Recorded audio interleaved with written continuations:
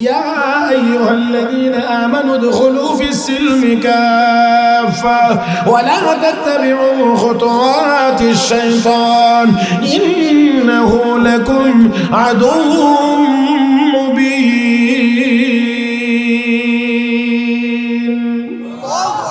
আল্লাহ রাব্বুল আলামিন বলেন ঈমানদারেরা ইসলামের ভিতরে পরিপূর্ণরূপে প্রবেশ করো, শয়তানের পথ অনুসরণ করিও না, শয়তানের পথ অনুসরণ করিও না।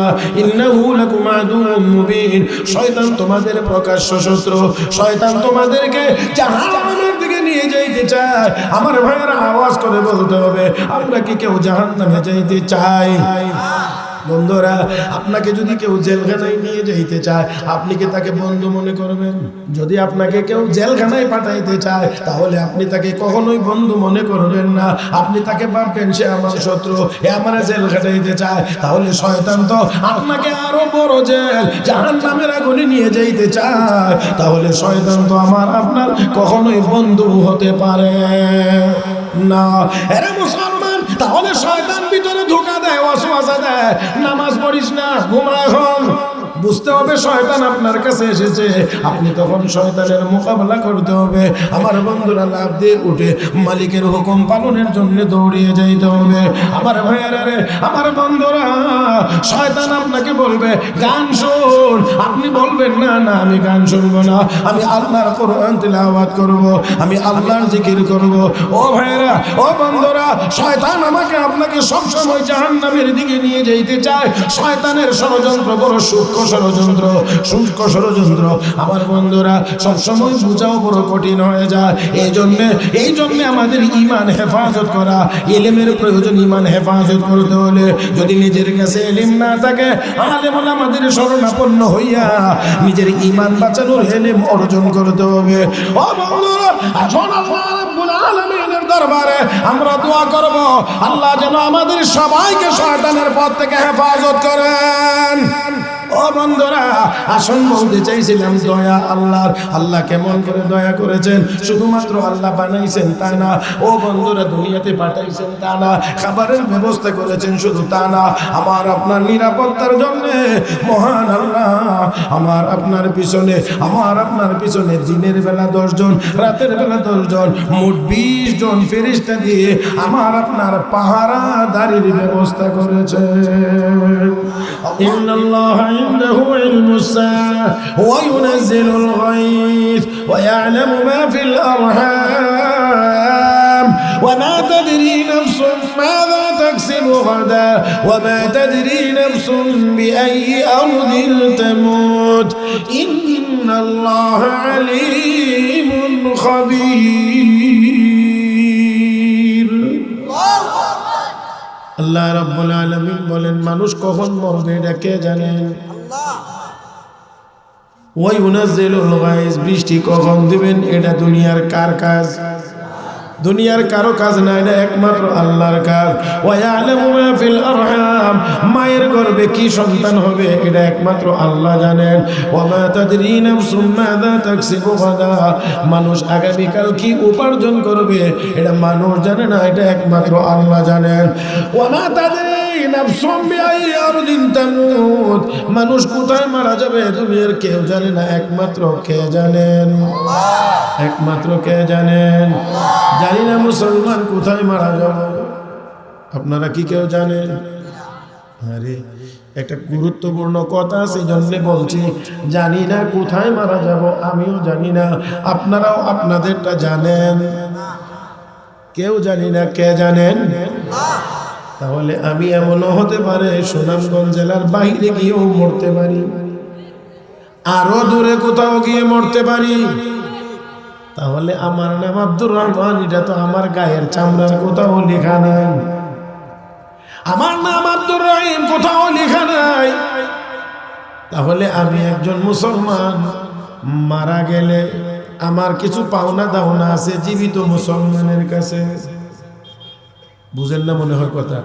আমি একজন মুসলমান, জীবিত মুসলমানদের কাছে একজন মৃত মুসলমানের কিছু পাওনা দাওনা আছে। ও ভাইয়েরা, 1 নম্বর পাওনা দাওনা তাকে গোসল দেওয়া, 2 নম্বর পাওনা হলো তার জন্য সুন্দর কাফনের কাপড়ের ব্যবস্থা করা। 3 নম্বর পাওনা তার জানাজা আদায় করা। 4 নম্বর পাওনা হলো তাকে সুন্দর মতো মুসলমানি নিয়মে কবরে দাফন করা। বলেন দেখি, এগুলি হলো একজন মৃত মুসলমান জিন্দা মুসলমানের কাছে পায়। কিন্তু যদি মুসলমান অপরিচিত জায়গায় গিয়ে মারা যান, এখন যদি চিনতেই না পারে যে আমি মুসলমান, তাহলে আমি এই পাওনাগুলো কেমন করে পাবো? বুঝাইতে পারি নাই আমার ভাইয়েরা। আমাকে দেখে যদি কেউ চিনতেই না পারে আমি মুসলমান, তাহলে এই পাওনাগুলো পাওয়া তো মোটেও সম্ভব না আমার ভাইয়েরা। এই জন্য মুসলমানের সন্তান এমন একটা অবস্থায়, এমন একটা সুরত, এমন একটা সিরত নিয়ে চলবে, যে কোনো অপরিচিত জায়গায় মারা গেলেও যেই দেখে সেই যে বলে লোকটা মুসলমান। কাফন দাফন তার জানাজা সব কিছু এখন আমাদের জিম্মাদারি। আয়েরা মুসলমান, মাফ করে দিবেন আজকে যদি অধিকাংশ মুসলমানের দিকে তাকানো হয়, মুসলমান নাকি অমুসলিম চিনবার কোনো ব্যবস্থা নাই। তারপরেও আবার দাবি করার সময় অনেক জোরালো দাবি, আমি এই, আমি সেই, আমি অমুক, আমি তমুক। না না না ও ভাইয়েরা, একটু সামান্য খেয়াল করেন দাবি করার মতো আমাদের কাছে কি আছে। হযরত ওমর ফারুক রাদিয়াল্লাহু তাআলা আনহু হযরত হুযায়ফা রাদিয়াল্লাহু তাআলা আনহুকে গিয়ে বলেন, ও ভাই হুযায়ফা রাহমাতুল লিল আলামিন তোমার কাছে মুনাফিকদের একটা তালিকা দিয়ে গেছেন। মদিনায় কে কে মুনাফিক, এই মুনাফিকের তালিকাটা দিয়ে গেছেন। ও ভাই হুযায়ফা আমার কাছে এই তালিকাটা একটু দাও, আমি দেখতে চাই। হযরত হুযায়ফা বলেন, না, নবী না করেছেন, নিষেধ করেছেন, কাউকে দেওয়া যাবে না, এই জন্য আমিও দিতে পারবো না। হযরত হুযায়ফা এই কথা বললে হযরত ওমর ডাক দিয়ে বলেন, ভাই হুযায়ফা তালিকা আমার কাছে দেওয়া লাগবে না, তালিকা আমার কাছে দেওয়া লাগবে না, তবে শুধু এতটুকু আমাকে দেখো বলে দাও, এই মুনাফিকদের তালিকায় আমার নামটা উঠে গেছে কিনা। আপনাদের কি মনে হয় হযরত ওমরের মধ্যে মুনাফিকের সামান্য পরিমাণ কোন লেশ মাত্র ছিল? জোরে কর না, ছিল না। হযরত ওমর ফারুক রাদিয়াল্লাহু তাআলা পাক্কা ঈমানদার, যার পক্ষে, যার সপক্ষে মহান আল্লাহ পবিত্র কোরআনে অন্তত 26টি জায়গায় আয়াত নাজিল করেছেন। সেই লোকটির নাম ওমর। হযরত ওমর গিয়ে কয়, হুযায়ফা মুনাফিকদের তালিকায় আবার আমার নামটা উঠে গেল কিনা একটু খেয়াল করে দেখো। আর আমরা সারাদিন মিথ্যা কথা বলি, কষ্ট নেন না, সারাদিন মিথ্যা কথা বলি, ওয়াদা করলে ওয়াদা খেলাফ করি, আমানত রাখলে আমানতের খেয়ানত করি, তারপরেও দাঁড়ায় গিয়ে কই পাক্কা ঈমানদার। আস্তে করে অমুকে নামাজ পড়ে কি করছে, এর ঈমান ঠিক আছে, আমরা মসজিদে না গেলে আপনার ঈমান ঠিক আছে। হযরত ওমর গিয়ে তো দেখো আমার নামটা মুনাফিকের তালিকায় উঠে রইছে। যেই লোকের ব্যাপারে রাসূল স্পষ্ট বলেছেন, আবু বকর ফিল জান্নাহ, ওমর ফিল জান্নাহ, ওসমান ফিল জান্নাহ, আলী ফিল জান্নাহ, তালহা ফিল জান্নাহ, জুবাইর ফিল জান্নাহ, আব্দুর রহমান ইবনে আউফ ফিল জান্নাহ, সাদ ফিল জান্নাহ, সাঈদ ফিল জান্নাহ। এইভাবে করে নবী 10 জনের নাম একসাথে বলেছেন। 2 নম্বর লোকটার নাম হযরত ওমর। সেই ওমর গিয়ে কয় আমার নামটা নিয়ে মুনাফিকের তালিকায় উঠে গেছে। আর আমরা হাজারো মিথ্যা কথা বলি, যেটা মুনাফিকদের আলামত, আমানতের খেয়ানত করি মুনাফিকদের আলামত, ওয়াদা খেলাফ করি মুনাফিকদের আলামত, তারপরে গিয়ে কয় কি আমার ঈমান পাক্কা। আর একটু আস্তে করেন, আর একটু আস্তে করেন। আমি আপনাদের কষ্ট দিতাম চাই না, এই জন্য একটু তিতা কথা কম বলার নিয়ত করছি আজকে। তো তারপরও কিছু কিছু কথা তো চলেই আসে, কিছু কথা তো চলেই আসে। তবে একটি অনুরোধ করবো, সেটা হলো আমাদের মধ্যে যথেষ্ট পরিমাণ মুনাফিকি স্বভাব প্রবেশ করেছে, এই স্বভাবগুলো আমাদেরকে অবশ্যই দূর করতে হবে। আর একটু আওয়াজ করে বলেন, আল্লাহ আমাদের সবাইকে যেন তৌফিক দান করেন। তবে এর জন্য এত সহজে হবে না, কিছু না কিছু সাধনা তো অবশ্যই লাগবে, কিছু মেহনত, কিছু পরিশ্রম তো অবশ্যই লাগবে। একটা আমল আছে, এই আমলটা করলে মুনাফিকদের তালিকা থেকে আল্লাহর নাম কেটে দিবে। করতে পারবো কিনা জানি না, তবে বলতে তো পারবো। হাদিসের কথাটা বলে দেই।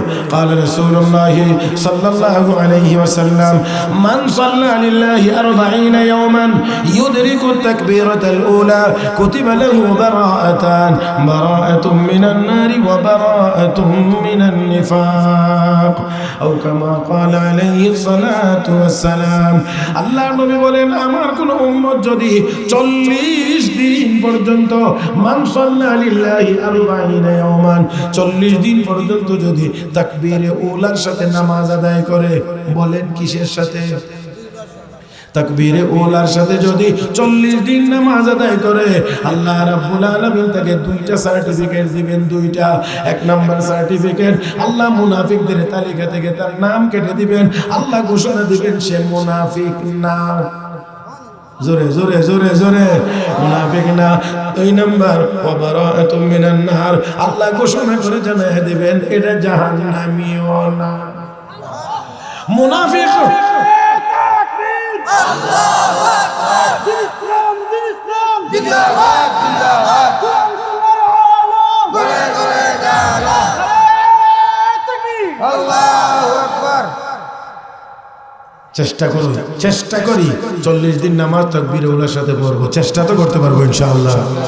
হ্যাঁ, জোরে আওয়াজ করে বলেন না হুজুর, শুধু ওয়াজ করেন, ওয়াজ করেন। ওয়াজ হুজুর সাংঘাতিক মজা। হুজুর ওয়াজ আরো বাড়ায় করেন, কম করলে হবে না। এই বলি এতক্ষণ, হে বলি এতক্ষণ, হে বলি এতক্ষণ। কিন্তু মাশাআল্লাহ নামাজের বেলায় হইলে আজকে নিয়ত হোক ইনশাআল্লাহ 5 ওয়াক্ত নামাজ পড়বো। জোরে আওয়াজ করে ইনশাআল্লাহ কোন, ইনশাআল্লাহ কোন। আল্লাহ সবাইকে তুমি তৌফিক দাও, আল্লাহ সবাইকে তৌফিক দাও, আল্লাহ সবাইকে তৌফিক দাও। আল্লাহ, আমি অনেক দূর চলে গেছি, এত দূর পর্যন্ত গেলে আমি আবার এই জায়গায় আসতে পারবো না। আমার ভাইয়েরা, আমি যে কথা দিয়ে শুরু করছিলাম, আল্লাহর দয়া আর দয়া, দয়া দয়া দয়া, শুধু দয়া। একটা মাছ 24 ঘন্টা পানির ভিতরে থাকে, আমরাও 24 ঘন্টা আল্লাহর দয়ার ভিতরে আছি। আল্লাহর দয়া না থাকলে বেঁচে থাকা সম্ভব না। তাহলে যে আল্লাহ দয়া করে আমাকে বাঁচায় রাখলেন, গোলামি তো ওই আল্লাহর হওয়ার দরকার। এই হয় না বলে আমাদের দুঃখ দুর্দশা দূর হয় না, বরঞ্চ দিন দিন আরো বাড়ে। আমার ভাইয়েরা, পাপের পরিমাণ বেড়ে যাওয়ার কারণে আপনারা দেখেছেন, টের পেয়েছেন। ভূমিকম্প একটু হয়েছিল, কথা কয় না যে একটু হয়েছিল, হ্যাঁ টের পাইছিলেন না? আমার ভাইয়েরা, 10 জন মানুষ মারা গেছে, 400 জনের মতো মানুষ আহত হয়েছে, বহু বিল্ডিং কায়ত হয়ে গেছে। ক্ষমতা ক্ষমতা ক্ষমতা কার হাতে? এই যে একটু নড়াচড়া করছিল, এটা যদি আপনাদের মনে হয় মানে আধা ঘন্টা খানে একটু নড়তো, তাহলে কেমন হইতো? আধা ঘন্টা বাদ দেয় না, 15 মিনিট। যদি 15 মিনিট হইতো, যদি 5 মিনিট হইতো, পুরাপুরি 1 মিনিটও যদি হইতো, তারপরেও মনে হয় আরো হাজার হাজার বিল্ডিং ভেঙে যেত। তারপরেও আমরা সতর্ক হচ্ছি না। তো আল্লাহ রাব্বুল আলামিনের দয়ার ভিতরে আছি, আর দিন রাত কাজ করে শয়তানের কথা মোতাবেক। যদি আপনাদের বিশ্বাস করতে কষ্ট হয়, তাহলে আমি আপনাদেরকে 2-1টা নমুনা শুধু মানে নামটা উল্লেখ করব, লম্বা কথা বলবো না। বলেন তো দেখি, সুদ আপনাদের এই এলাকায় তো একেবারেই নাই। হ্যাঁ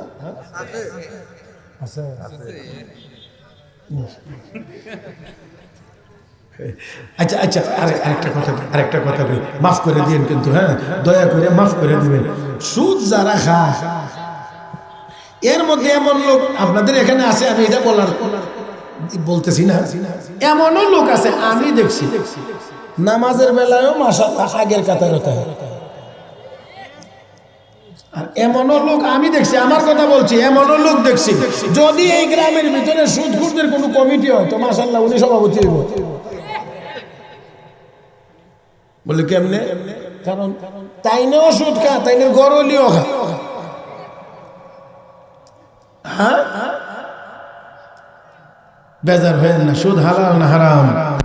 বলেন না, হালাল না হারাম? হালাল কি আপনাদের সিকন্দরপুর মাঝে মুতাহিম হিসাবে ঘোষণা দিয়ে হারাম করছে? বাইতুল্লাহ শরীফের ইমাম সাহেব ঘোষণা দিয়ে হারাম করছে, তো হারাম করলেন কে? হারাম করলেন কে? হারাম করলেন কে? তো আল্লাহ ঘোষণা দিয়েছেন হারাম, আল্লাহ ঘোষণা দিয়েছেন হারাম, তো যেই কাজ করা হারাম এটা কি আল্লাহর পথ না শয়তানের পথ? আর একটা বলি, গান বাজনা তো নাই, হ্যাঁ গান বাজনা আছে মাশাআল্লাহ। গান বাজনা বলে কম, ঠিক আছে কিছুক্ষণের জন্য মেনে নিলাম, প্যান্ডেলটা নাইয়া মাইক বাজায়া গান বাজনার কম। এই যে ইয়ানের মধ্যে তো কম হইলো কেমন? আগে গান ছিল সিনেমা হলে, এটারে ছোট করে বানাইয়া ছোট ছোট সিনেমা বানাইছে টেলিভিশন ঘরের ভিতরে। এখন এটা দিয়েও হয় না, কারণ সবসময় মানুষ ঘরে থাকে না। এখন এই জন্য আরো ছোট করে পকেটে ঢুকাইয়া দাও। এবার দেখা যায় খাইতে বইলেও মোবাইল, পড়তে বইলেও মোবাইল, এমনকি টয়লেটে গেলেও মোবাইল, গাড়িতে উঠলেও মোবাইল, নৌকাতে উঠলেও মোবাইল, সাইকেলে উঠলেও মোবাইল।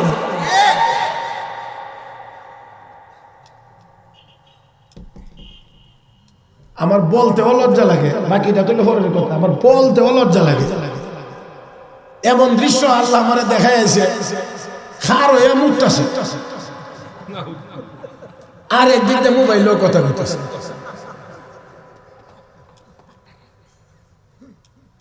হাসলেন হাসলেন, শুধু কথা বলতেছে না, ঝগড়াও করতেছে, তর্কেও লিপ্ত। এই হলো আমরা মুসলমান। প্যারে হাজিরিন, আমাদেরকে একটু ভাবতে হবে। শুধু গতানুগতিক ওয়াজ করতেছি আর শুনতেছি একটুকু না, আমাদেরকে একটু ভাবতে হবে যে আসলে আমরা কোথায় আছি, আমরা কোথায় আছি। পাপে আমাদের চতুর্দিক ঘাস করে ফেলেছে। যদি এই পাপের ভিতর থেকে বেরিয়ে আসতে না পারি, সারা দুনিয়ার মুসলমান আমরা মার খাইতেছি, খাইবই, খাইতেই থাকবো। আর যদি তওবা করে গুনার জায়গা থেকে বেরিয়ে আমরা আসতে পারি, 200 কোটি মুসলমান আল্লাহু আকবার বললে দুনিয়ার কোন কাফেরের বাচ্চা আমাদের দিকে চোখ রাঙাইতে পারবে না।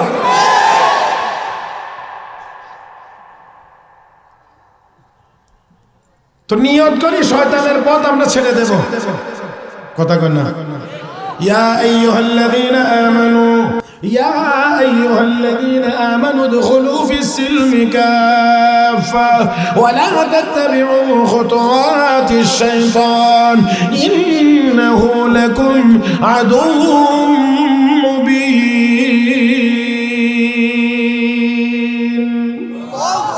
আল্লাহ রাব্বুল আলামিন বলেন, ইমানদারেরা ইসলামের ভিতরে পরিপূর্ণরূপে প্রবেশ করো, শয়তানের পথ অনুসরণ করিও না, শয়তানের পথ অনুসরণ করিও না। ইন্নাহু লাকুম আদুউম মুবিন, শয়তান তোমাদের প্রকাশ্য শত্রু, শয়তান তোমাদেরকে জাহান্নামের দিকে নিয়ে যাইতে চায়। আমার ভাইয়েরা আওয়াজ করে বলতে হবে, আমরা কি কেউ জাহান্নামে যাইতে চাই? বন্ধুরা, আপনাকে যদি কেউ জেলখানায় নিয়ে যাইতে চায়, আপনি কি তাকে বন্ধু মনে করবেন? যদি আপনাকে কেউ জেলখানায় পাঠাইতে চায়, তাহলে আপনি তাকে কখনোই বন্ধু মনে করবেন না। আপনি তাকে ভাববেন সে আমার শত্রু, এ আমার জেল খাটাইতে চায়। তাহলে শয়তান তো আপনাকে আরো বড় জেল জাহান্নামের আগুনে নিয়ে যাইতে চায়। তাহলে শয়তান তো আমার আপনার কখনোই বন্ধু হতে পারে না। এরা মুসলমান, তাহলে শয়তান ভিতরে ধোঁকা দেয়, ওয়াসওয়াসা দেয়, নামাজ পড়িস না, ঘুমা এখন। বুঝতে হবে শয়তান আপনার কাছে এসেছে, আপনি তখন শয়তানের মোকাবেলা করতে হবে। আমার বন্ধুরা, লাভ দিয়ে উঠে মালিকের হুকুম পালনের জন্য দৌড়িয়ে যাইতে হবে। আমার ভাইয়েরা রে, আমার বন্ধুরা, শয়তান আপনাকে বলবে গান শোন, আপনি বলবেন না না আমি গান শুনবো না, আমি আল্লাহর কোরআন তিলাওয়াত করব, আমি আল্লাহর জিকির করব। ও ভাইয়েরা, ও বন্ধুরা, শয়তান আমাকে আপনাকে সবসময় জাহান্নামের দিকে নিয়ে যাইতে চায়। শয়তানের ষড়যন্ত্র বড় সূক্ষ্ম ষড়যন্ত্র, শুষ্ক ষড়যন্ত্র। আমার বন্ধুরা, সবসময় বোঝাও বড় কঠিন হয়ে যায়। এই জন্যে আমাদের ঈমান হেফাজত করা, ইলমের প্রয়োজন। ঈমান হেফাজত করতে হলে যদি নিজের কাছে ইলম না থাকে, আলেম ওলামাদের শরণাপন্ন হইয়া নিজের ঈমান বাঁচানোর ইলম অর্জন করতে হবে। ও বন্ধুরা, এখন আল্লাহ রাব্বুল আলামিনের দরবারে আমরা দোয়া করব, আল্লাহ যেন আমাদের সবাইকে শয়তানের পথ থেকে হেফাজত করেন। ও বন্ধুরা, আসন বলতে চাইছিলাম দয়া আল্লাহর। আল্লাহ কেমন করে দয়া করেছেন, শুধুমাত্র আল্লাহ বানাইছেন তা না, ও বন্ধুরা দুনিয়াতে পাঠাইছেন তা না, খাবারের ব্যবস্থা করেছেন শুধু তা না, আমার আপনার নিরাপত্তার জন্য মহান আল্লাহ আমার আপনার পিছনে দিনের বেলা 10 জন, রাতের বেলা 10 জন, মোট 20 জন ফেরেশতা দিয়ে আমার আপনার পাহারাদারির ব্যবস্থা করেছে। আল্লাহু আকবার কোন, আল্লাহু আকবার কোন। আল্লাহর কত দয়া, কত দয়া, আমাকে আপনাকে হেফাজত করার জন্য, নিরাপত্তা দেওয়ার জন্য আল্লাহ 20 জন ফেরেশতা নিযুক্ত করেছেন। ও ভাইয়েরা, আল্লাহর হুকুমে তারা পাহারা দেয়, তারা যদি পাহারার মধ্যে থাকে আমার আপনার ক্ষতি কেউ করতে পারবে না। দুনিয়ার পাহারাদারেরা সামান্য অসুবিধা দেখলে দৌড় মারে, যার কারণে যারা এতদিন পাহারা দিয়েছিল 15 বছর পাহারা দিল, বিপদের মুহূর্তে তাদেরকে আর খুঁজে পাওয়া গেল না। বুঝেন নাই না? বুঝলে নাই আমার ভাইয়েরা? তাহলে আসুন, আল্লাহ রাব্বুল আলামিন বলেন একজন মানুষের পিছনে 10 জন।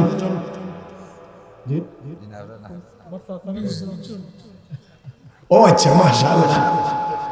জি, মাঝে মাঝে এরকম একটু কইেন, অসুবিধা নাই, বুঝছেন, নিজে একটু কইলে তার অসুবিধা নাই আমার ভাইয়েরা, কারণ সবাই সবকিছু বুঝে না। হ্যাঁ, এটাও ঠিক। আবার মাঝে মাঝে একটু মজার লাগিও বলা যায়, বুঝার পরেও ও চাচা বুঝছো কথা বুঝেন না, এটা একটু মজা নেই আর কি, বুঝার পরেও। আমার ভাইয়েরা, আমার বন্ধুরা, আসুন, এই জন্য বলছি সবকিছুর নিয়ন্ত্রণ আমার আল্লাহর কুদরতি হাতে। আল্লাহ যদি নিয়ন্ত্রণ করেন, তাহলে মুসা নবীকে মারতে চায়, দুনিয়াতে আসার আগে সেই মুসা নবীকে আল্লাহ লালন পালন করে ফেরাউনের ঘরে। মুসা আলাইহিস সালামকে মারবার জন্য ফেরাউন আগেই হাজার নিরপরাধ শিশুদেরকে মারছে। তার উপদেষ্টারা কয়, মহারাজ আর কত মারবেন, মারতে মারতে তো কাজের লোক শেষ হয়ে যেতে গেছে, পরে কাজ করাইবেন করে দিয়ে। কয় কথা তো ঠিক হয়, তাইলে কি করবো? 1 বছর রাখেন, 1 বছর মারেন। 1 বছর যে বাচ্চা হবে, 2025-এ যত বাচ্চা হবে মেরালান, 26 একটা বাচ্চায় রাখেন, তো 1 বছরের লোক কাজের জন্য থাকবে। কয় কথা তো ঠিক হয়। কেমন কথা? তারা উপদেষ্টারা উপদেশ দিয়া চালায়। কথা বুঝেন না? টের পাইছেন না? খোদা আমার ভাইয়েরা,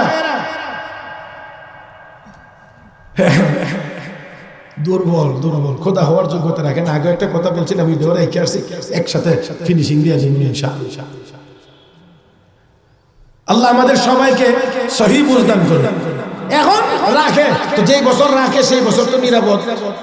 আল্লাহ রাব্বুল আলামিন নিরাপদ বছরে হযরত হারুন আলাইহিস সালামকে দুনিয়াতে পাঠিয়েছে। আমাদের যুক্তি করবে মুসা আলাইহিস সালাম নিয়ে পাঠানোর দরকার ছিল, নিরাপদ বছর যেহেতু এই বছরে পাঠিয়ে দেয়। আল্লাহ কোনা নিরাপদ বছরে যদি আমি মুসারে পাঠাই, তাহলে বুঝাতে আমি ফেরাউনকে ডরাই, বুঝাতে আমি ফেরাউনকে ভয় পাই না। ফেরাউন মারতে চাইবে, আমি বাঁচাইবো, দেখা যাক কি হয়। আল্লাহু আকবার, আল্লাহু আকবার। ফেরাউন মুসা আলাইহিস সালামকে মারবে কোথায় থেকে? আল্লাহ ফেরাউনের ঘরে মুসা আলাইহিস সালামকে পৌঁছায় দিয়েছে। এখানে নিয়ে ঘুরাইয়া মুসা আলাইহিস সালামের মার কাছে ফেরত দিয়ে কই, নাও এখন তুমি তোমার বাচ্চারা দুধ খাও, ফেরাউনের রাজ দরবার থেকে তোমার জন্য বেতন আসতে দেবে। ফেরাউন একদিন মুসা আলাইহিস সালামকে আদর করার জন্য, ছেলেটেলে নাই তো, আদর করার জন্য কুলে নিছে, কুলে নিয়ে চাইছিল একটু চুমা, তো ফেরাউন না, মুসা আলাইহিস সালাম নবী পাক, চুমা দিতে গেছে, বলে বাচ্চা ওই দিছে গালে থাপ্পড়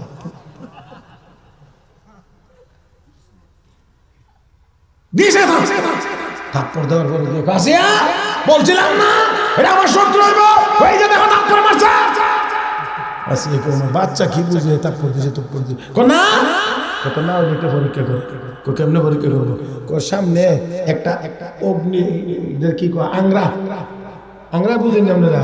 একটা আংরা, জ্বলন্ত আংরা আর একটা মুটির টুকরা, দুইটা দিয়ে রাখেন আর তাকে ছেড়ে দেন, দেখেন কোনটা ধরে। যদি মতি ধরে তাহলে বুঝতে হবে যে বুঝ হইছে, এই জন্য আংরা ধরছে না, হিডার ধরছে।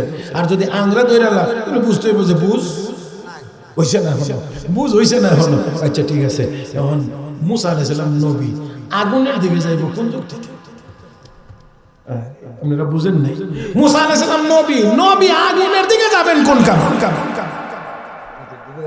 আগুনের দিকে যাবে না। পয়গম্বরের বৈশিষ্ট্য এটা না, আগুনের দিকে যাইতে পারে না। চকচকা মতির দিকে যায়। আল্লাহ জিবরাইল বিপদ হইতাছে, যে দিকে যা, ঘুরাইয়া দাও।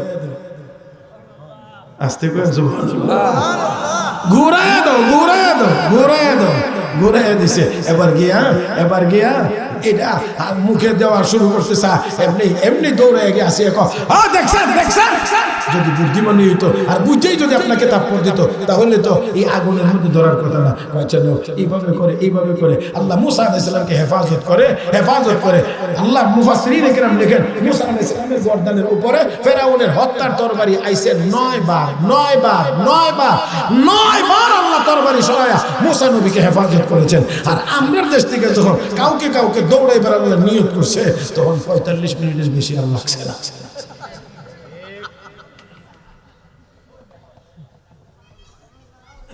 আল্লাহ তুমি আমাদেরকে বুঝার তৌফিক দান করো। জোরে বলেন আমিন। আর জোরে কান আমিন।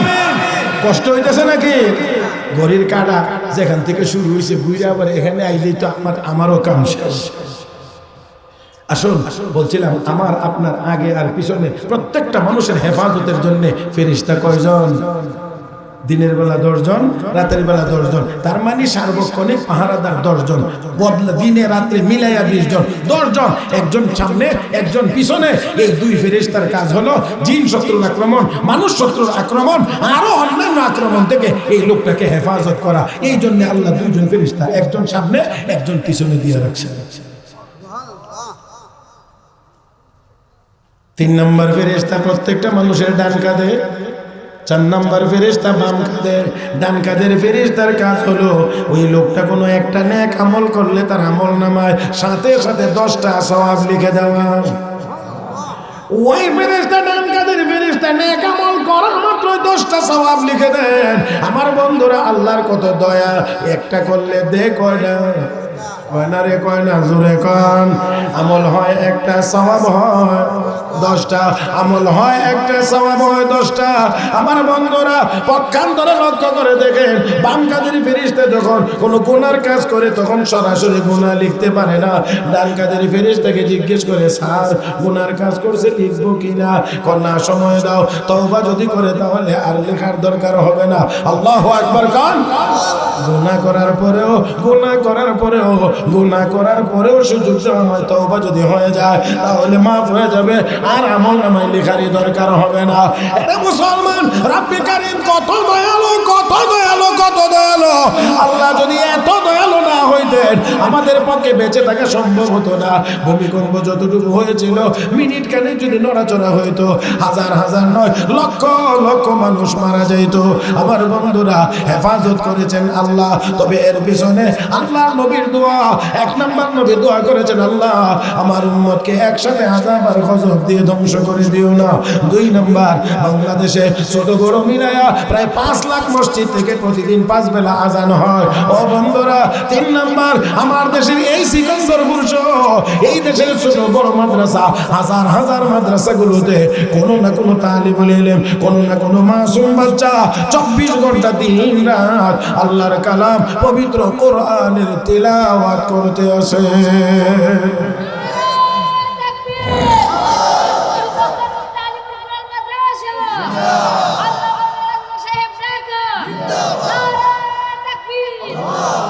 আমার ভাইয়েরা, তাকবীর হইছে মরা, আপনারা উত্তরও দিয়েছেন মরা। সঙ্গীত গাইবার সময় তোমার আওয়াজ ছিল চড়া। একটু পরে রেডি থাকো, তোমার সুযোগ দিতেছি আমি। আল্লাহ আল্লাহ, কি বলছিলাম? তকবীর আমি হারাইলিস, তকবীর মন মতো হয়েছে না তো। তকবীর দিলে জুস উঠবার কথা, এটা আরো জুস কমছে, ওয়াজই হারাইলিস। আল্লাহ রাব্বুল আলামিনের কত দয়া। আল্লাহ হেফাজত করেছেন কোরআনের তিলাওয়াতের বরকতে। আওয়াজ করে ইনসাফের সাথে জবাব দেন মুসলমান, কোরআনের তিলাওয়াত বন্ধ হইতো না চালু থাকতো?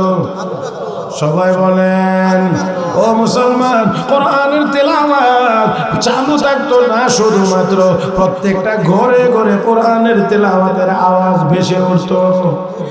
ঘরে ঘরে ঘরে ঘরে ঘরে ঘরে ঘরে ঘরে প্রত্যেকটা ঘরে মুসলমান ফজরের নামাজের পরে তেলাওয়াতের আওয়াজ ভেসে উঠবে, ইয়াসিন ওয়াল কুরআনিল হাকিম ইন্নাকা লামিনাল মুরসালিন। এই আওয়াজ প্রত্যেকটা ঘর থেকে ভেসে ওঠা, এটা হলো আমাদের কাজ। এই মাদ্রাসা সেই জন্যই প্রত্যেক ঘরে ঘরে যেন মুসলমানের সন্তান কোরআনের তিলাওয়াত করতে পারে, এখান থেকে শিখবে, ঘরে গিয়ে যেন তিলাওয়াত করতে পারে। আমার ভাইরা, এই তিলাওয়াত যেখানে হয় আল্লাহর রহমত সেখানে নাজিল হয়, গজব সেখানে থাকে না। যেই টাইমে আমার বন্ধুরা ঝাঁকুনিটা দিয়েছিল শুক্রবার দিন, শুক্রবার দিন ওই শুক্রবার দিনে এই দেশের হাজার হাজার আলেম ওলামা, হাজার হাজার তালিবুল ইলম ওই জুমার নামাজের আগ মুহূর্তে সূরা কাহফের তিলাওয়াতে মগ্ন ছিলেন। কথা কয় না এরা বন্ধু, ওই কোরআনের তিলাওয়াত তখনও চলমান ছিল।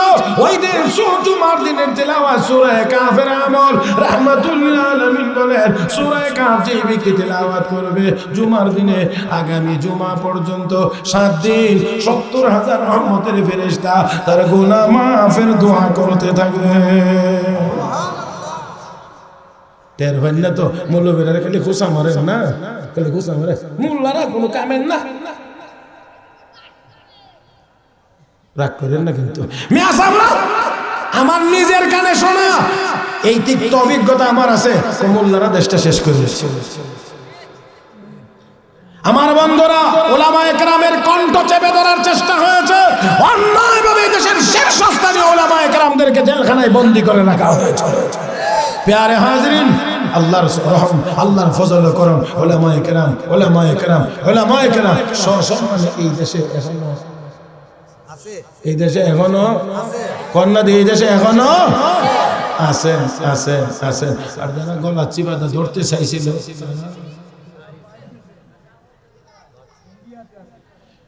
যে কিছু রাখে সব বলা যায় না। আমাদের গ্রাম দেশে একটা কথা আছে, মহিলারা বলে বাসুরের নাম বলে না, জানে কিন্তু বলে না, একটু শরম করে, একটু শরম রাখতে আমরা কই, একেবারে এমনি ওপেন হয়ে গেলে কেমনে কিছু রাখি। প্যারে হাজিরিন, আসুন, যে আল্লাহ আমাকে আপনাকে এত দয়া করেছেন, আমরা যদি সেই আল্লাহকে ডাক দেই, দয়ার পরিমাণ কমবে না বাড়বে? কথা কন না, দয়ার পরিমাণ কমবে না বাড়বে? আরে আমরা যদি আল্লাহর হয়ে যাই, আল্লাহ যদি আমাদের হয়ে যায়, তা পরোয়া করি না, রাশিয়াকেও পরোয়া করি না, চাইনাকেও করি না, ইন্ডিয়ার নরেন্দ্র মোদীকেও আমরা পরোয়া করি না।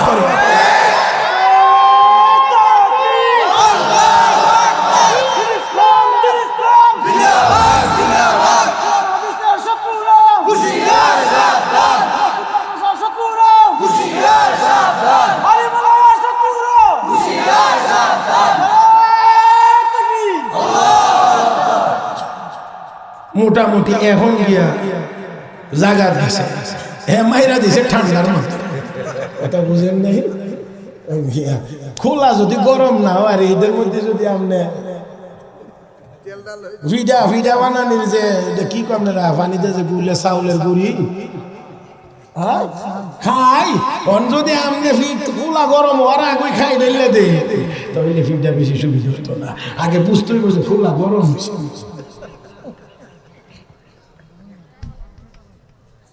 কষ্ট হইতেছে না? রাগ করতেছেন নাকি আমার উপরে? মাশাআল্লাহ, এই মানুষগুলো ছিলেন কোথায়? আমি তো আইবার সময় এত মানুষ কোন দেখছি না। আল্লাহর ফজল মুহূর্তের ভিতরে এত মানুষ করতে, আলহামদুলিল্লাহ সুম্মা আলহামদুলিল্লাহ। আল্লাহ আপনাদেরকে যাজায়ে খায়ের দান করুন। জোরে গান। তবে মাদ্রাসার সাথে থাকতে হবে ইনশাআল্লাহ। হইছে না জোরে গান, আওয়াজটা জোরে গান। ওনার সাথে আমার বেমিল থাকতে পারে, ওনার সাথে বেমিল থাকতে পারে, মাদ্রাসার সাথে আমার কোনো বেমিল নেই। আমি জানি না, আমি একটা মানে এটাকে কিতাবের ভাষায় সোয়ালে মুকাদ্দারের জবাব, আমি একটা গোপন প্রশ্নের জবাব দিছি। আমাদের দেশে হয় কি, ওনার সাথে আমার সম্পর্ক ভালো, আমি যাইতাম না মাদ্রাসা, তো কি হয়েছে, সুরতালি আছে, আল্লাহর রাস্তায় মাফ করে দিবে।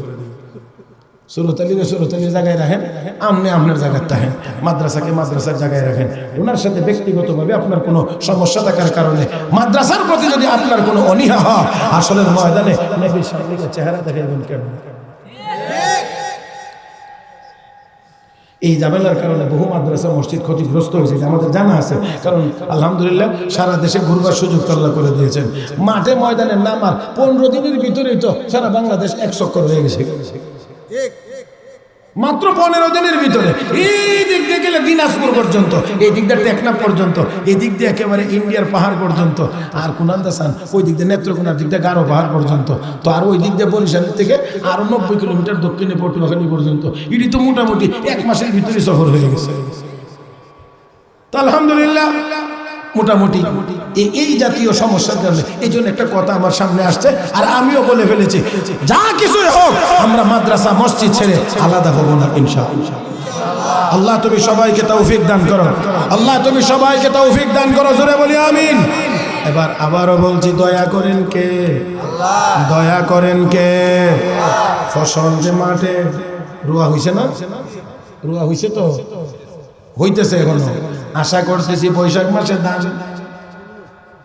আশা আছে না? ও ভাই, এই ধান কে দিবেন? আরে একটু জোরে কর না, আল্লাহর নাম মহব্বতে কর না। ক্ষেতের মধ্যে নিয়ে জ্বালা যে ফেলাই, আমি আসলে ক্ষেতের ওয়াজ করলে তার হইতো না। তারপরে দুইটা কথা বলি, বীজ ধান আনেন না, বীজ ধান, বীজ ধান আইন না তো বীজান, ভিজাইয়া পরে ভিজাই জ্বালা হলে দেয় কি করে? তারপরে সালা দিয়া ডাইকিয়া, এরপর এটার মধ্যে কি আইতো গেরা, তুই হেম কইতেন না, তুই হেম হলাই দিবে গেরা হল লাগে। আচ্ছা বলেন তো দেখি, সব ধানের মধ্যে কি গেরা আয়? হ্যাঁ, আচ্ছা একই ধান কিনে আনলেন, একই সাথে ভিজাইলেন, একই জায়গায় রাখলেন, তাহলে কোনোটার মধ্যে গেরা আইলো, কোনোটার মধ্যে আইলো না, কি দোষটা? আমার আল্লাহ বুঝাই দিলেন, বান্দা এখান থেকেই শিখ, এখান থেকেই দেখে তোর ইবরাত, তোর নসিহত গ্রহণ কর। সব ধানই ভিজাইলে, যত্ন সহকারে সবগুলোই রাখলে, কিন্তু তোর এই রাখার দ্বারা সবগুলো তো গেরা আসলো না, গেরা আসছে ওই কয়টায় আমি আল্লাহ দিছি যে। প্যারে হাজিরিন, তাহলে আপনি সব ধান ভিজাইলেন, গেরা সবগুলোতে আসে নাই। হ্যাঁ মুসলমান, আল্লাহ রাব্বুল আলামিনের দোয়া যেখানে হয়েছে সেখানে গেরা এসেছে, ফালায়া দিলেন কাদা মাটিতে, জ্বালা ফালাইলেন, কাদা মাটিতে ফেলে দিলে মাটির ভিতরে এটা পচে নষ্ট হয়ে যাওয়ার কথা, হইল না। সুন্দর করে বজাইলো, এখান থেকে আবার উঠায় নিয়ে খেতে নিয়ে লাগাইলেন, আস্তে আস্তে করে মোটা হইতে লাগলো। সময় যখন হলো, এখান থেকে আমার ভিতর থেকে আস্তে আস্তে করে একটা সরা বেরিয়ে আসলো। ও বন্ধুরা, সরাটার ভিতরে 50টা ধান আছে, 40টার মধ্যে চাউল হয়, 45টার মধ্যে চাউল হয়, 35টার মধ্যে চাউল হয়, 5টা 10টা আবার সুসাও থাকে। হ্যাঁ, সিটা সুসাও থাকে। 40টায় চাউল দিবেন, তাহলে 50টা ধান দেওয়ার কি দরকার ছিল?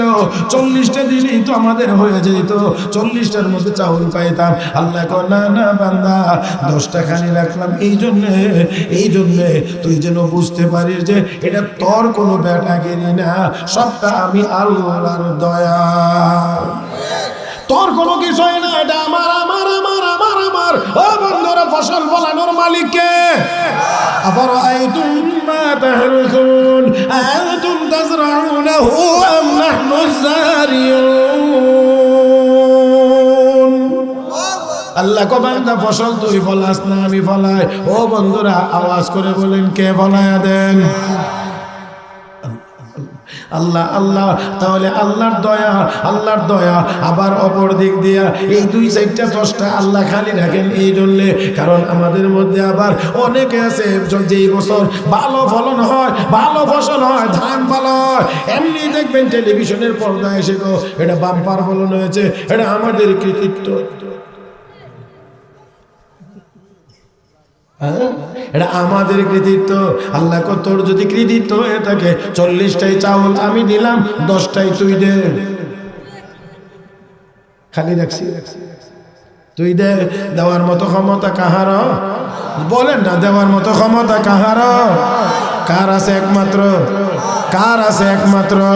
এরা মুসলমান, ওয়া তাশাউনা ইল্লা আইয়াশা আল্লাহু রাব্বুল আলামিন। তোমরা যা চাইবে তা হবে না, রব যা চাইবেন তা হবে। রব যা চাইবেন তা হবে। তোমরা সবাই মিলে চাইলেও হবে না, আল্লাহ একা চাইলেই হবে। ফেরাউন যখন কইছে আমি খোদা, আল্লাহকে রাগ করে খোদাগিরি বুঝাইয়া দেয়, দৃষ্টি বন্ধ। সবাই গিয়ে কামনে তো খোদার কাম দৃষ্টি দেওয়ার দিন। এখন কি করবে? এখন যা বাড়িতে যা, ব্যবস্থা করতেছি। ব্যবস্থা কি? রাতের বেলা গোসল করে পাক পবিত্র হইয়া পাক পবিত্র কাপড় পরিধান করে একা একা সব গোয়েন্দা বিভাগকে ফাঁকি দিয়া সবাই আড়ালে রেখে আলাদা আলাদা একা একা পাহাড়ের গুহায় গিয়ে সেজদায় করে কান্দে আর আল্লাহ, আমি যে নকল এটা আমিও জানি, তুমিও জানো। আমি যে বেজাল এটা তুমিও জানো, আমিও জানি। তবে বেজাল হইলেও দুনিয়ার জীবনে দাবি করে ফেলেছি। আল্লাহ, আমাকে তুমি বেইজ্জতি করো না। মরার পরে যা মনে চা বাদাম, তবে দুনিয়াতে আমার খোদাগিরিটা ঠিকাইয়া দাও। ও বন্ধুর আল্লাহ জিবরাইল পাঠায়, জিবরাইল যাও ফেরাউনের কাছে গিয়ে একজন বিচার প্রার্থী হয়ে যাও। গিয়ে বলো ও মহারাজ, একটা বিচারের জন্য আসছি। বলে কি বিচার? বলে কি বিচার? বিচারটা হলো একজন মালিক তার গোলামরে খাওয়ায় পড়ায় বাড়িতে জায়গা দিয়েছে, সব সুযোগ সুবিধা মালিকের পক্ষ থেকে নেয়, কিন্তু মালিকের একটা হুকুমও মানে না, উল্টা আরো নিজের মালিক মনে করে। খেয়াল করেন একদম আমার দিকে তাকায়। আল্লাহ মাফ করে দিও, আপনি আমার খানদার তো জন্য মাঝে মাঝে আমি দৌড়ি আর কি। দেখেন কব বিচার হলো মালিকের পক্ষ থেকে সব সুযোগ সুবিধা গুলা মেনে, কিন্তু মালিকের একটা কথা শুনে না, মানে না, আরো উল্টা নিজে মালিক মনে করে। আরে কও কি এত বড় বেয়াদব মালিক হইয়া মালিকের গোলাম রে খাওয়ায়, সব কিছু দেয়, তারপরও সে মালিকের কথা শুনে না, উল্টা নিজের মালিক মনে করে। এমন বেয়াদবের বিচার নীল নদের পানিতে সুবাইয়া মারা ছাড়া আর কিছু হতে পারে না। শাস্তি কাঠটা খেলে নিজে কোথায় নেন লিখে দেন, কাগজ লিখে দেন দিছে। এবার এইসব করছে, যেদিন মুসা নবী যাইব চলে গেছে, ফেরাউন গিয়ে সেরা ভিতরে যখন ঢুকছে, এখন প্রাণী না খেয়ে মহিলা ঢুকে আর মুসার হারুনের খোদার উপরে আমিও ইমান আনছি। আল্লাহ জিবরাইল যাও এবার কেমনে কাগজটা দিলে তো দেখেন তো মহারাজ দেখেন তো এখানে কি লেখা আছে। লেখা আছে মালিকের পক্ষ থেকে সকল সুযোগ সুবিধা পাওয়ার পরেও মালিকের একটা কথাও যে শুনে না, উল্টা আরো নিজের মালিক মনে করে। এর শাস্তি হলো নীল নদের পানিতে সুবাইয়া মারা। তো এই রায় তো আপনার কথা কয় না রে, কথা কয় না, এটা আপনার লেখা রায় স্যার। আর চলবে না, আর কোনো কিছু হবে না। ওই সময়ে 1000বার ঈমান আনলেও কোনো লাভ হবে? ওই সময় লা ইলাহা ইল্লাল্লাহ বললে কোনো কাজ হবে না, কিন্তু এখন একবার যদি কেউ লা ইলাহা ইল্লাল্লাহু মুহাম্মাদুর রাসূলুল্লাহ কলবের বিশ্বাসের সাথে জবানে স্বীকার করে, বিশ্ব নবী বলেন 1000 বছরের কুফরি জীবনের সব গুনাহ একবার কালেমা উচ্চারণের দ্বারা আল্লাহ মাফ করে।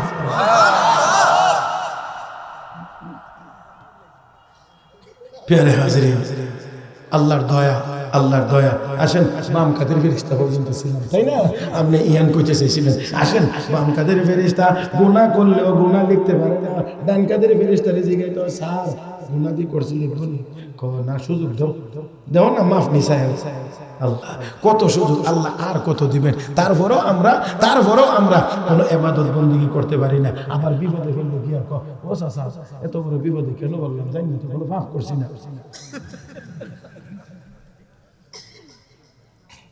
বলে জানি না ওষুধ খা, ওষুধ খা, ঘরের ভিতরে পর্দার কোনো নাম গেরানো নাই, নামাজ এক ওয়াক্ত পড়ে না, এক ওয়াক্ত পড়ে না আমার ভাইয়েরা, তারপরে বলে পাপ খুঁজা হয়।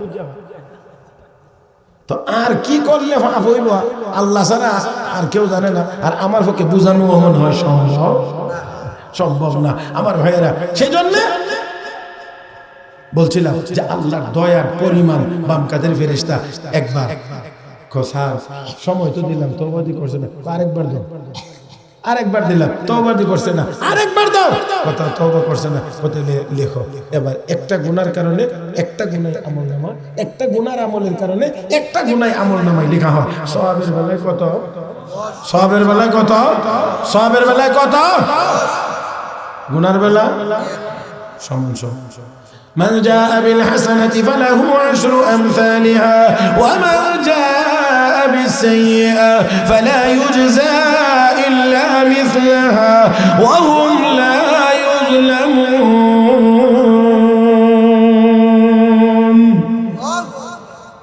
الله কয় নেক আমল যদি করিস বান্দা একে উনারে কোন মাইকে এক হতে কথা সবাই শুনবেন।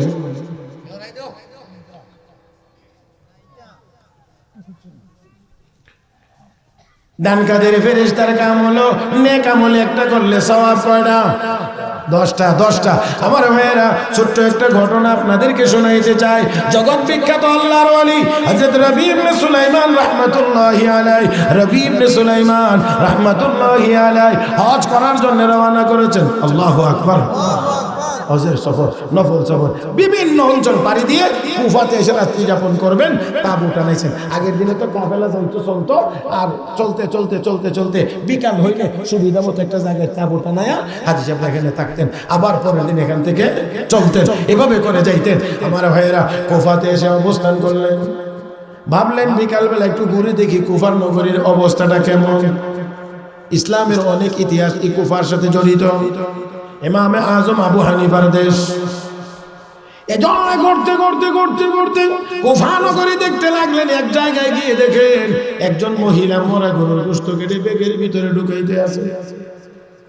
মনে মনে চিন্তা করলেন মরা গরুর গোশত কেটে আবার বাজারে নিয়ে বিক্রি করে কিনা আমি একটু দেখব, কারণ মুসলমান নিজেও হারাম খাবে না, আরেকজনকেও হারাম খাইতে দিবে। আমরা নিজেরাও খাই, আরেকজনকেও দেই। নিজেও ঘুষের টাকাটা বিচারের আগে হইলে এখন সুরতালি বাবার সাথে একটু দেখা করে যাইস, বুঝছেন না আপনারা? আবার এই গ্রাম সুরতালির নাম কেউ থাকলে আবার রাগ করেন, আমি আপনারে কইতেছি, বুঝাইবার লাগে কইতেছি। বুঝেন না মনে হয়। বিচারকদের একটা প্যানেল আছে, চ্যানেল আছে, অমুকে অমুকে অমুকে অমুকে এমনে তাই একটা লইয়া কর সুরতালির বাবার সাথে একটু দেখা করে যাস, মানে ইহানো কয়টা টাকা দিয়া যায় না। আজকে বেশি বলবো না, এই নিয়ত নেই, আজকে বলবো না। যদি না এবারের বয়ানের পরে তো আমার বিরতি দেওয়ার কথা, এটা মোহতামিম সাহেবের সাথে চুক্তি হয়েছে।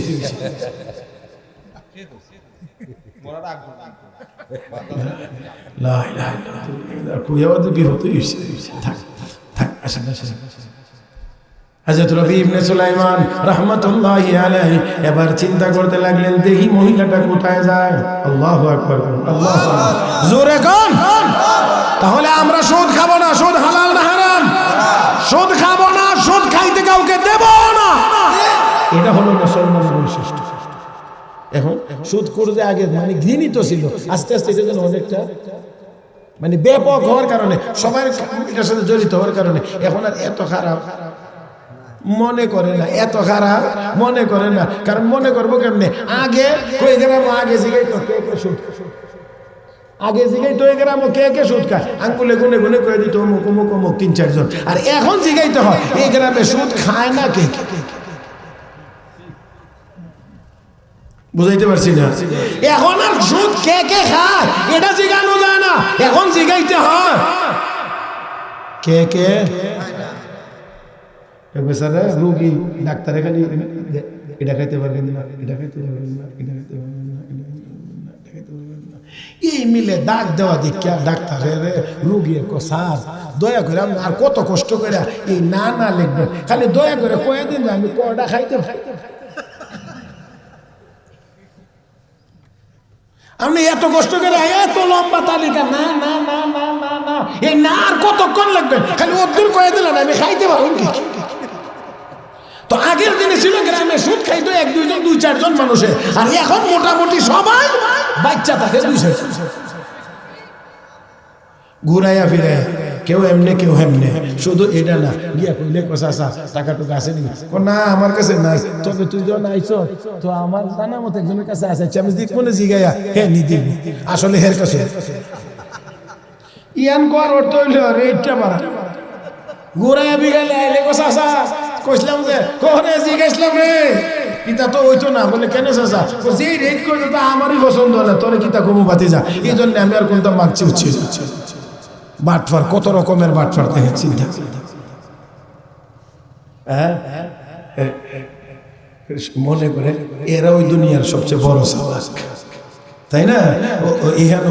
হায় হায় হায়, এরকম কয়েকজনের উপরে আমি গবেষণা করে দেখছি, সবকিছু সব কারবার এখানে। আবার শুধু এটা না, এরকমও আছে, দুই একটা আছে এরকম, ওই যে বলছে আমার জানা মতো এক জায়গায় আছে আইনা দিব না তোরে, আইনা দিব, এর সাথে কন্টাক্ট হয়েছে 1500, এর কাছ থেকে 1800 নিয়ে ভাগে দিয়া 500 বলতে 300 হের হবে।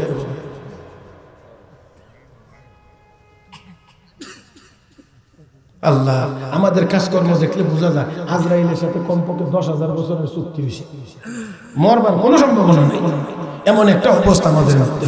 প্যারে হাজরিন, আসল বলছিলাম হযরত রবি ইবনে সুলাইমান রাহমাতুল্লাহ আলাইহি মহিলাই মরা গরু গোশত কেটে কই লয়ে যা, একটু দিকে লইতো, আবার অনুসরণ করতে লাগছে, করতে করতে দেখে মহিলা এক বাড়ির ভিতরে গিয়ে ঢুকছে, মহিলা গিয়া বাড়ির ভিতরে যখন আওয়াজ দিছে এমনি ছোট ছোট আরো 3জন মেয়ে বের হয়ে আসছে, আসার পরে ব্যাগটা উঠাই দিয়ে কয় নাও মা, মায়েরা আল্লাহর পক্ষ থেকে যা পাইছো খায়া শুকরিয়া আদায় করো। হযরত রবি ইবনে সুলাইমান কয় এখন তো আমি নিশ্চিত হইলাম যে তারা মুসলমান, কারণ আল্লাহ শুকরিয়া আদায় করবার কথা কয় খায়া, তাহলে বোঝা যায় তারা মুসলমান। পিছন দিক দিয়ে ডাক দিলাম, মুসলমানের জন্য মরা গরুর গোশত খাওয়া হারাম,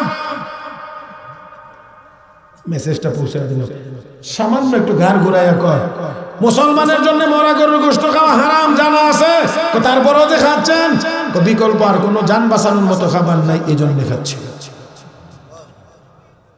আর কোনো ব্যবস্থা নাই। কে তুমি?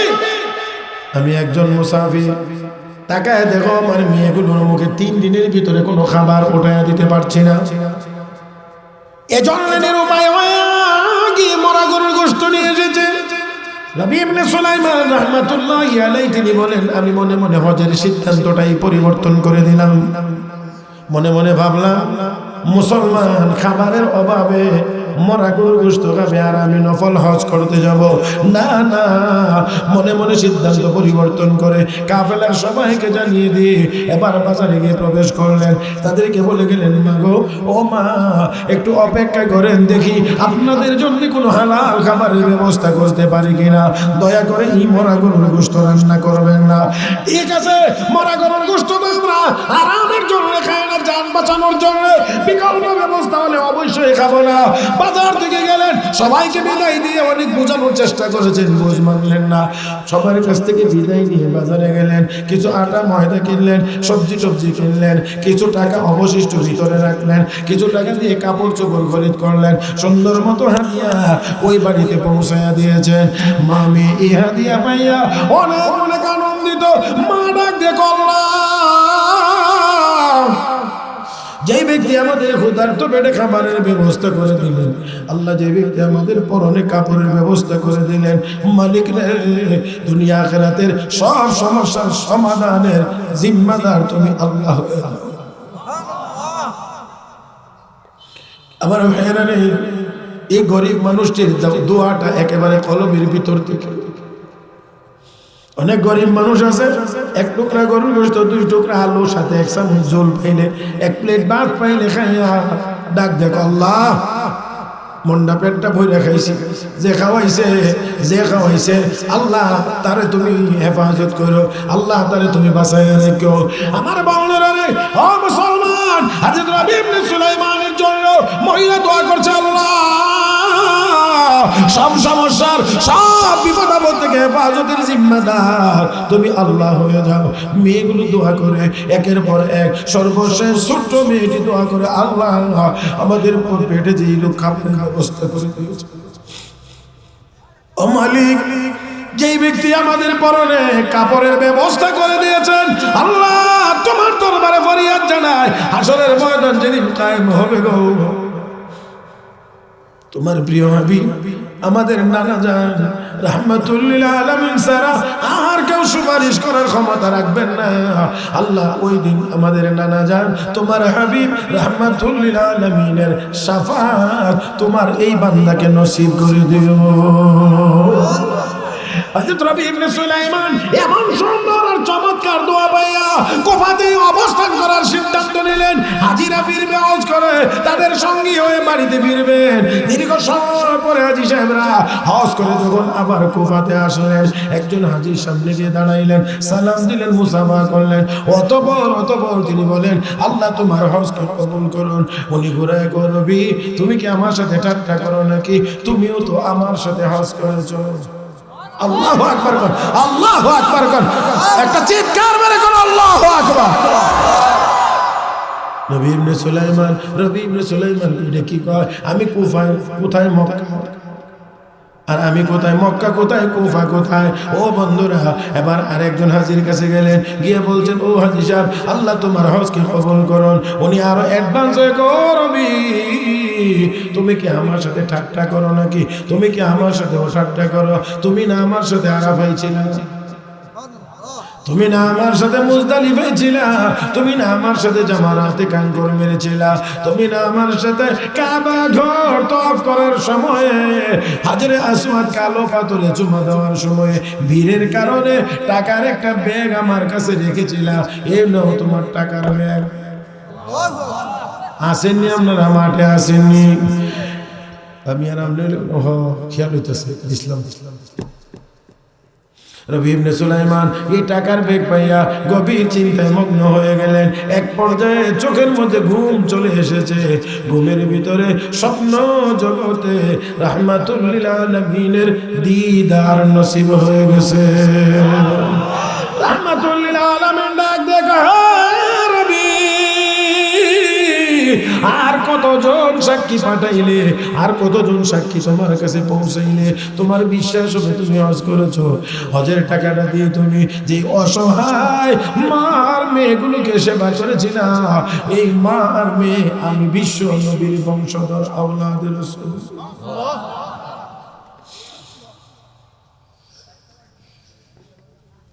রবিরে আমি নবীর বংশের, তোর আমলের সংবাদ যখন আমার রওজা শরীফে এসেছে, আমি আল্লাহর দরবারে তোর জন্য দোয়া করেছি, রব্বে কারীম তোর সুরতে একজন ফেরেশতা বানাইয়া তোর পক্ষ থেকে আল্লাহ হজ করায়া দিয়েছে।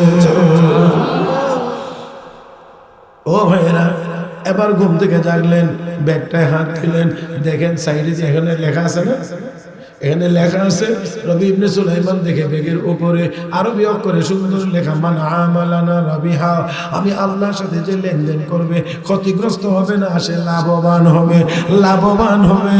এবার করলেন 100 দিরহাম খরচ করেছিলেন, ব্যাগ খুলে দেখেন 1000 দিরহাম রব্বে কারীম দুনিয়াতেই তাকে দান করেছে।